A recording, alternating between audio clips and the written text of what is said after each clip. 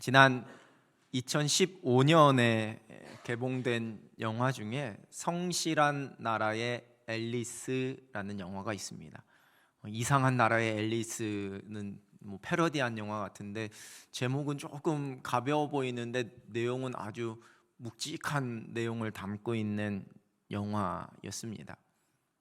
아무리 노력해도 기본적인 생계조차 유지하기 힘든 각박한 사회의 현실을 비판하는 내용을 담고 있습니다.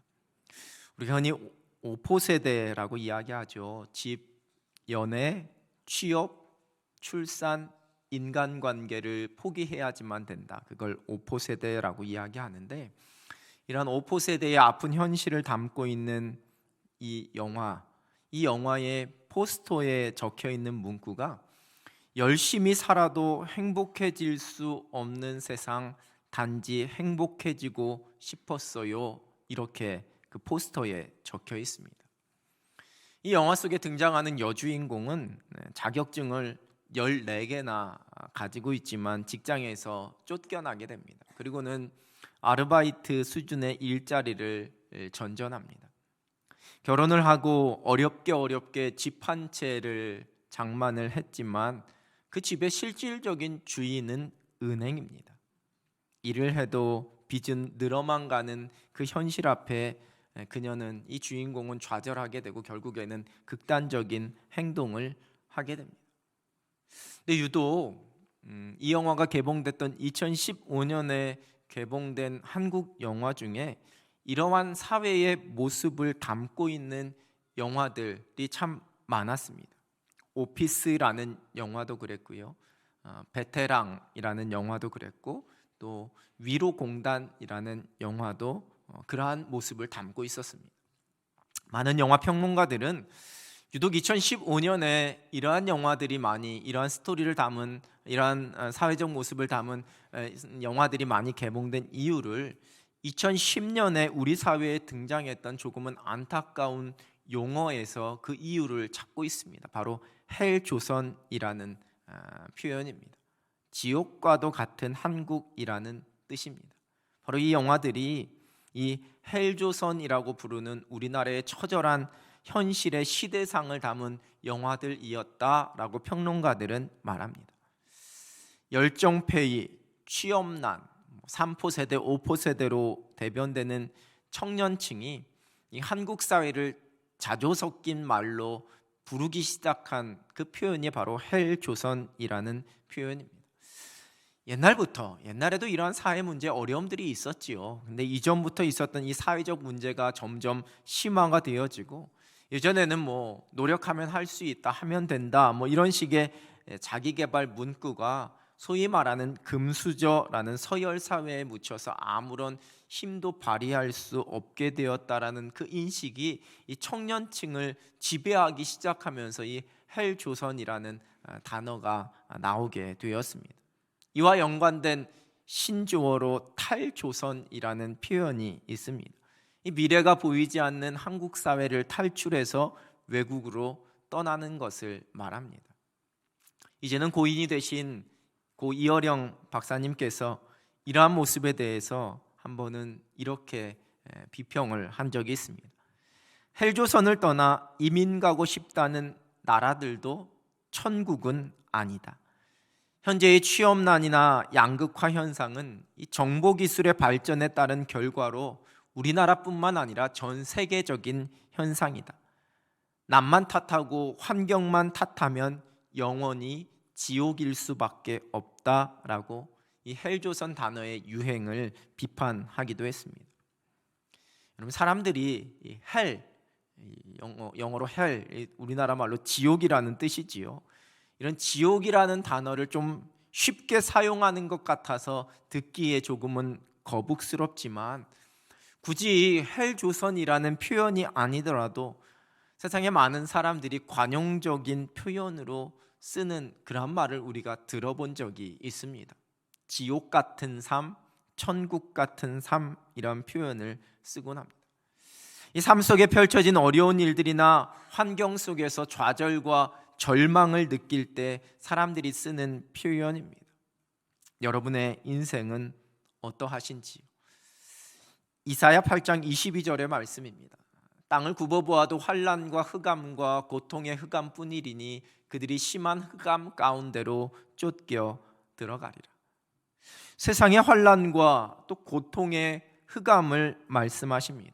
여러분, 이 말씀은 단순히 세상에서 세상 사람들이 정해놓은 어떤 기준이나 부유함이나 성공이나 출세와 같은 어떤 그 삶의 목표와 그걸 성취하기 위해 짊어져야지만 되는 삶의 무게들로 말미암아 겪는 환난과 고통의 흑암만을 말씀하는 것이 아닙니다. 이 말씀은 하나님을 떠난 이스라엘 백성들, 하나님의 은혜를 등지고 죄 가운데 거하는 사람들이 겪게 되는 고통, 그러한 영적인 어두움으로서의 흑암을 말씀하고 있습니다. 하나님의 형상대로 지음받은 사람들이 하나님께 불순종함으로 죄를 짓고 하나님으로부터 등을 지고 하나님으로부터 숨게 되었을 때에 찾아오게 된 영적인 흑암이 있습니다. 하나님께서는 이러한 환난과 고통의 흑암 가운데 있는 하나님의 백성들을 향한 하나님의 약속을 말씀해 주셨습니다. 조금 전 읽어드린 이사야 그 말씀의 바로 뒤에 이어지는 이사야 9장 1절 상반절입니다. 전에 고통받던 자들에게는 흑암이 없으리로다. 흑암이 없어질 것이다. 흑암이 없어진다 말씀하십니다. 그리고 이어지는 9장 6절의 말씀입니다. 이는 한 아기가 우리에게 낳고 한 아들을 우리에게 주신 바 되었는데 그의 어깨에는 정사를 메었고 그의 이름은 기묘자라 모사라 전능하신 하나님이라 영존하시는 아버지라 평강의 왕이라 할 것임이라. 육신을 입고 이 땅에 오시는 하나님의 아들, 그 예수 그리스도를 통해 허락하실 하나님의 구원의 소망과 빛, 영적인 흑암 그 어두움 속에 비춰주실 그 소망과 빛을 말씀하십니다. 대림절이 시작되었습니다. 죄와 사망의 흑암 속에 환난과 절망 가운데 거하는 우리를 위해 하나님께서 하나님의 아들이신 예수 그리스도를 이 땅에 보내주셨습니다. 대림절은 예수 그리스도의 이 땅에 오심을 기뻐하고 감사하면서 그리고 다시 약속하신 대로 다시 오실 예수 그리스도를 기다리며 소망하는 절기입니다. 우리가 매년 그렇게 하듯이 대림절이 시작되는 오늘 우리는 대림절 첫 번째 촛불도 밝혔고 어젯밤부터 성탄 장식과 트리도 점등했습니다. 우리가 이렇게 매년 맞이하는 대림절, 성탄절, 또 보면은 사순절과 부활절과 같은 교회에서 지키는 이 절기는 일종의 신앙의 기억이요 기념입니다.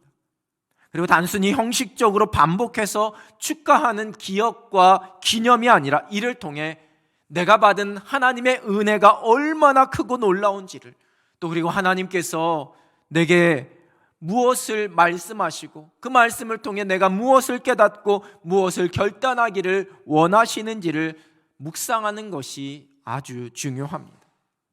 오늘 본문의 말씀은 이 땅에 오신 예수 그리스도를 통해 우리가 누리게 되었고 누리게 될 그 은혜가 무엇인지를 말씀해 주고 계십니다. 본문 12절의 말씀입니다. 또 이사야가 이르되 이새의 뿔이 곧 열방을 다스리기 위하여 일어나시는 이가 있으리니 열방이 그에게 소망을 두리라 하였느니라. 이새의 뿔이 곧 열방을 다스리기 위하여 일어나시는 이는 다윗의 후손으로 육신의 몸을 입고 이 땅에 오신 예수 그리스도를 의미합니다. 그 예수 그리스도를 통해 열방이 그에게 소망을 둘 것이다 말씀하고 계십니다. 우리말 성경에 그에게로 번역된 헬라어는 누구누구에게 또는 무엇 안에서를 의미하는 전치사입니다. 그 소망의 대상을 표현하는 단어입니다. 즉 예수 그리스도 안에서 예수 그리스도로 말미암아 소망을 얻게 될 것이다 라고 예수 그리스도가 곧 세상의 소망이 됨을 말씀해 주고 계십니다. 구약에 있어서의 소망은 하나님께서 약속해 주신 메시아가 오시는 것이었습니다. 그리고 그것은 예수 그리스도 안에서 이미 다 이루어졌습니다. 이제 신약 시대에 있어서의 소망은 약속대로 다시 오실 예수 그리스도의 재림을 바라보는 종말론적인 의미를 갖게 됩니다. 완전한 구원을 의미합니다. 개인의 종말이라 이야기할 수 있는 우리의 호흡이 끊어지는 그날 우리에게 허락하실 영원한 생명, 저 천국에서 우리가 누리게 될 구원입니다. 또한 그뿐 아니라 우주적인 종말, 온 세상에 그 끝이 오게 되는 예수님께서 이 땅에 다시 오실 때에 우리에게 이 세상에 펼치실 영원한 하나님 나라 새 하늘과 새 땅의 구원과 회복입니다. 예수 그리스도를 통해 우리에게 주시고 약속하시는 영원하고 완전한 소망입니다. 유대인들은 이 구원의 약속을, 이 구약에 펼쳐져 있는 구원의 약속을 자신들만의 메시아로 생각했습니다. 이스라엘을 다시 흥왕케 하실 해방자, 정치적인 지도자로서의 메시아가 올 것이다라고 꿈꿨습니다. 그러나 하나님의 구원 계획은 처음부터 그렇지 않았습니다.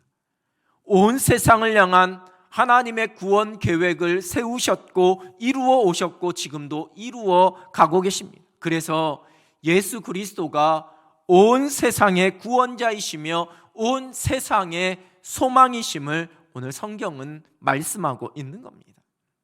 이어지는 13절의 말씀, 새번역 성경입니다. 소망을 주시는 하나님께서 믿음에서 오는 모든 기쁨과 평화를 여러분에게 충만하게 주셔서 성령의 능력으로 소망이 여러분에게 차고 넘치기를 바랍니다. 예수 그리스도를 통해 우리에게 그 소망을 주시는 하나님께서 예수 그리스도 안에서 우리에게 기쁨과 평화를 허락하시고 그리고 성령의 능력 가운데 그 소망이 우리 속에서 차고 넘치게 하실 것임을 약속하십니다.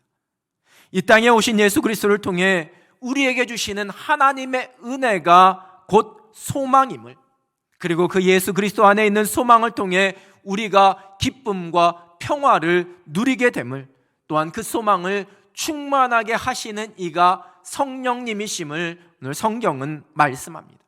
즉 예수 그리스도를 통해 성부, 성자, 성령 삼위일체 하나님께서 우리에게 부어주시는 소망을 말씀하는 겁니다. 그 소망이 우리로 하여금 평강을 누리게 하고 기쁨을 누리게 하십니다.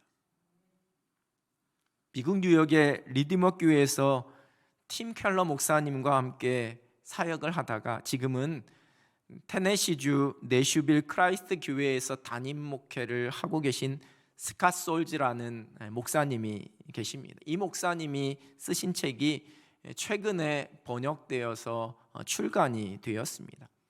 아름다운 사람은 저절로 만들어지지 않는다라는 제목의 책입니다. 이 책의 부제가 아픈 인생에 건네는 깊은 위로입니다.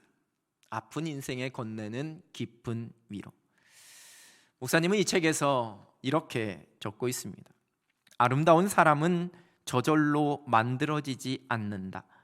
하지만 그런 사람이 만들어지면 심지어 휠체어도 설교단으로, 항암 치료실도 예배의 장소로, 만성 통증도 거룩함으로 가는 통로로, 무덤도 부활의 땅으로, 죽음도 자유로 가는 길목의 축제로 변한다.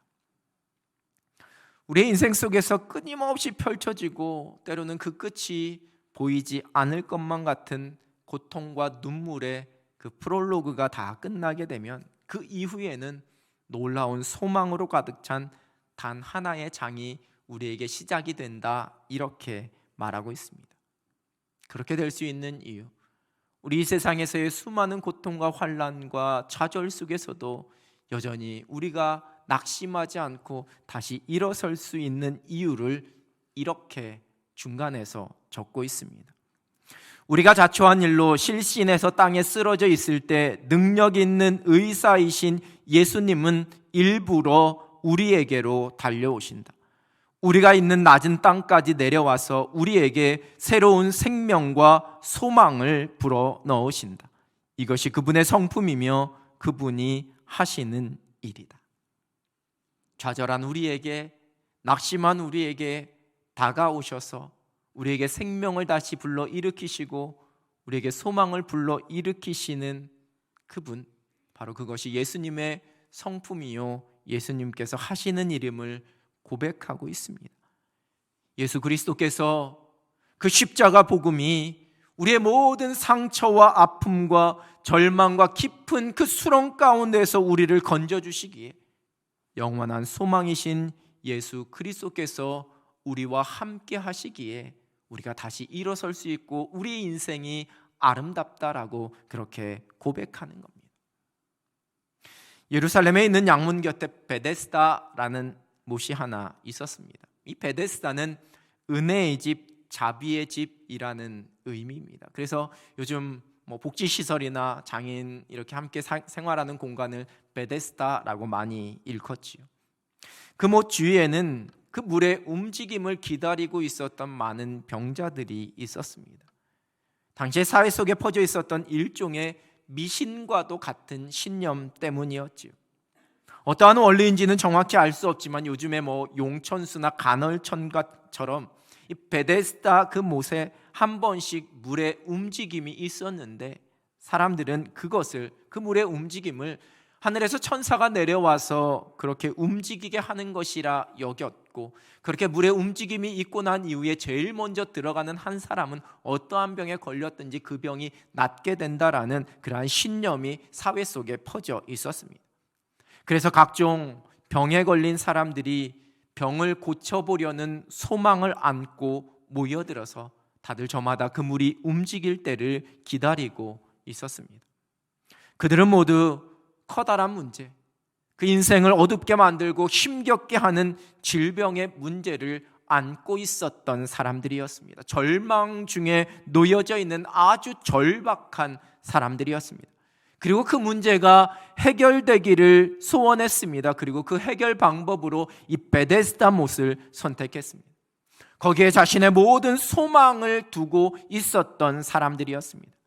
그 간절한 마음과 심정 이해는 됩니다. 그러나 헛된 것에 소망을 두고 있었던 사람들입니다. 그곳에 누워있던 38년 된 병자도 마찬가지였습니다.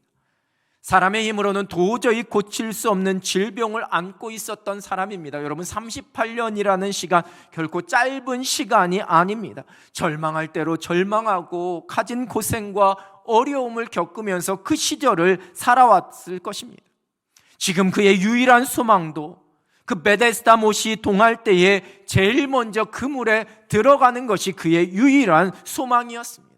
그 인생의 어두운 절망, 깊은 골짜기 속에서도 그가 여전히 유일하게 갖고 있었던 그 소망, 그것은 베데스다의 물이 움직인 후에 첫 번째로 들어가는 것이었습니다. 나름대로 자신의 문제를 해결할 소망을 찾았습니다. 하지만 또 다른 한계에 부딪히고 있습니다.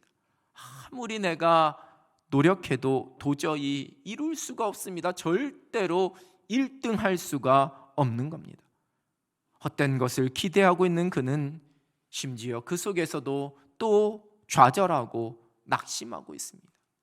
자신이 소망이라고 붙잡고 있는 그 베데스다 못만 바라보면서 아무것도 할 수 없는 채로 그저 그렇게 안타깝게 누워 있습니다. 그곳에 예수님께서 가셨습니다. 그 베데스다 못 주변으로 모여있는 수많은 아픈 자들을 예수님께서 보셨고 그들 가운데 서 계셨습니다. 그러나 안타깝게도 거기에 모여있는 그 모든 사람들은 예수님에게는 도무지 관심이 없었습니다. 쳐다보지도 않았습니다. 그들의 눈은 온통 그 베데스다 못이 언제 움직이는가에 가 있었기 때문입니다.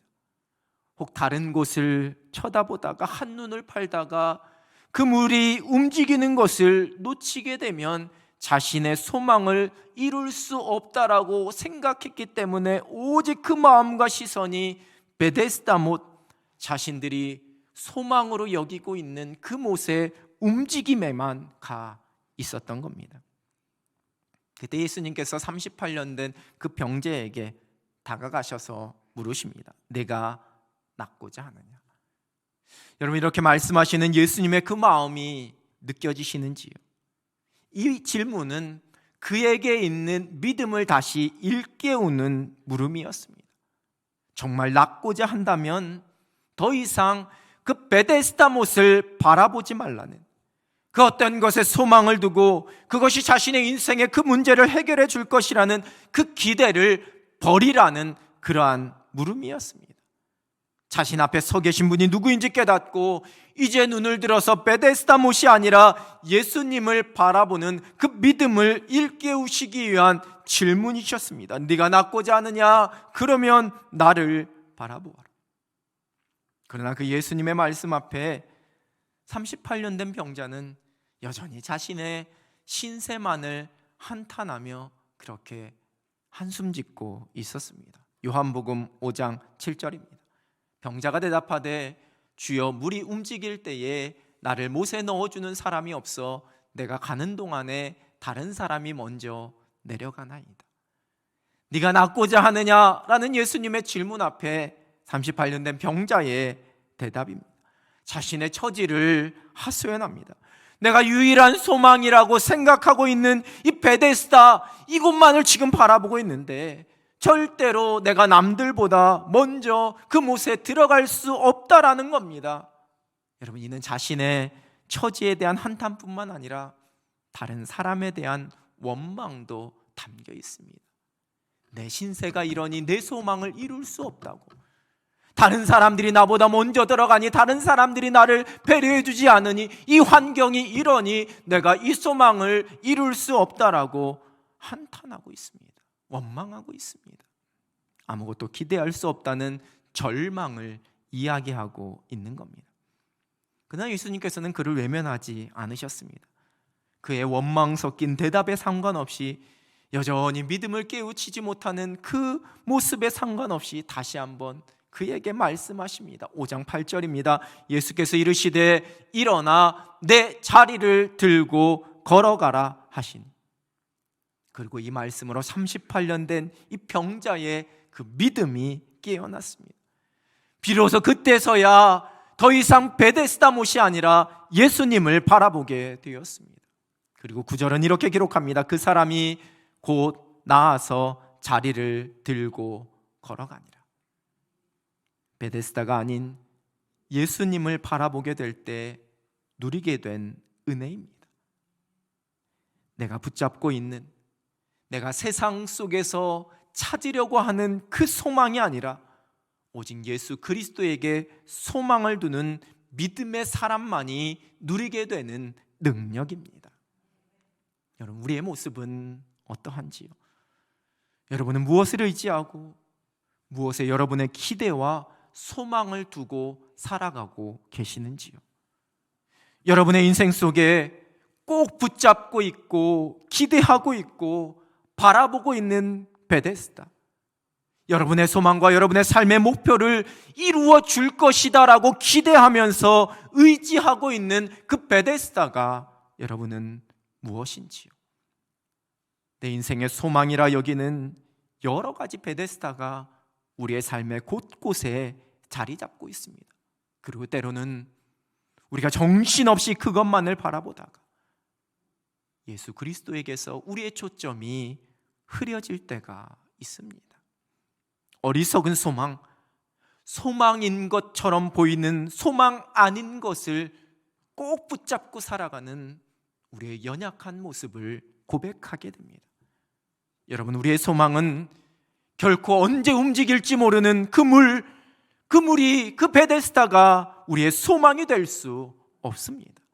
오직 예수 그리스도가 서 계시는 베데스다, 그곳이 진정한 베데스다, 은혜의 집이요, 은혜의 자리요, 소망의 자리입니다.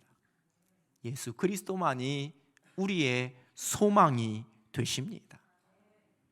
12해 동안 혈루증으로 온갖 고생을 했던 여인은 그 예수님의 옷자락이 나의 소망이었기에 믿음으로 그 옷자락을 만졌습니다. 그리고 그때 절망적인 삶 속에서 놀라운 소망이 그 인생 가운데 채워졌습니다.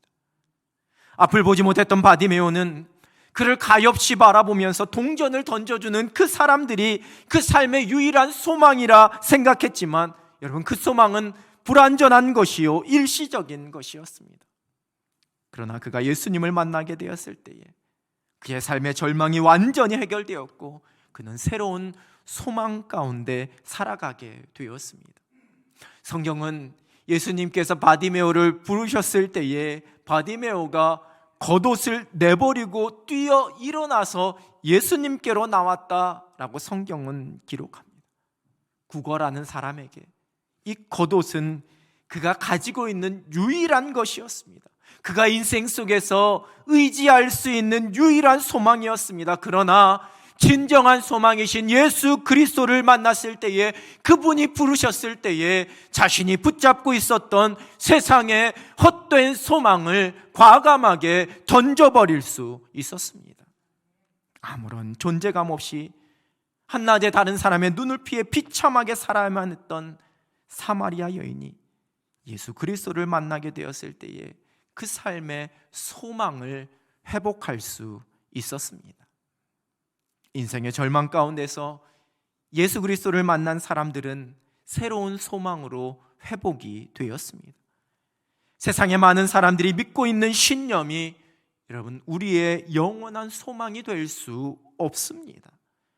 최후의 보루라고 생각하며 내가 소중히 여기고 있는 그 무언가가, 여러분, 결코 우리의 영원한 소망이 될 수 없습니다.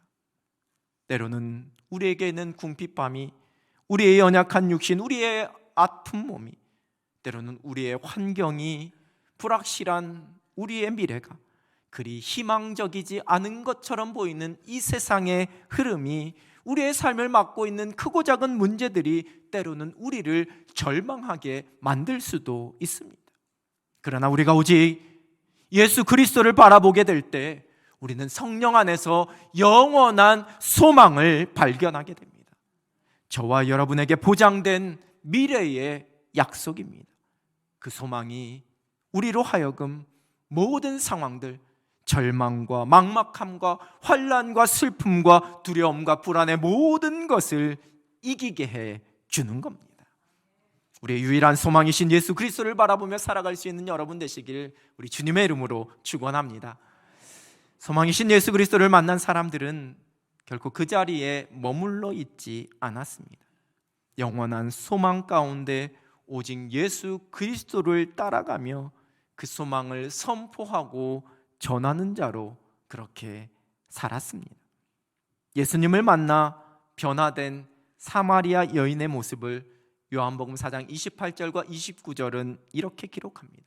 여자가 물동이를 버려두고 동네로 들어가서 사람들에게 이르되 내가 행한 모든 일을 내게 말한 사람을 와서 보라, 이는 그리스도가 아니냐.